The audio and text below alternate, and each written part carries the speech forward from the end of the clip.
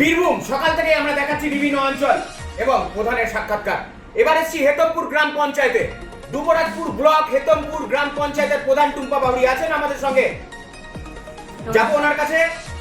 দিদি, আপনাকে ডেলি নিউজে স্বাগত জানাই। নমস্কার, আমি টুম্পা বাউরি। মমতা বন্দ্যোপাধ্যায় আর অভিষেক বন্দ্যোপাধ্যায় নমস্কার, তাদেরকে প্রণাম জানাই। দিদি, পঞ্চায়েতে একটা বছর একটা মাস অতিক্রান্ত হয়ে গেল, কি কি কাজ করেছেন এখনো? আমাদের টেন্ডার হয়েছে, যে রাস্তাগুলো ছিল সেগুলো সমস্যা থেকে সমাধান হয়েছে। লক্ষ্মী ভাণ্ডার মা বোনদের ঘরে ঘরে পৌঁছে গেছে, অনেক কিছুই কাজ হয়েছে। জলের যে সমস্যা, সেটা জলের যে সমস্যাগুলোও মিটেছে। আগামী দিনে আরো ভালো কাজ করবেন তো? আগামী দিনে আরও চেষ্টা করবো যেন আরও ভালো হয়। ঠিক আছে, আগামী দিনে কিন্তু চেষ্টা করবেন আরো ভালো কাজ করার, কারণ যে কাজগুলো এখনো একটু বাকি আছে সেগুলো আরো যে 4টে বছর আছে তিনি কিন্তু কাজ করবেন সাধারণ মানুষের জন্য। ততক্ষণে দেখতে থাকুন। ক্যামেরায় মদনের সঙ্গে সুপ্রিয় বড়মানিকের রিপোর্ট, ডেলি নিউজ, হেতমপুর।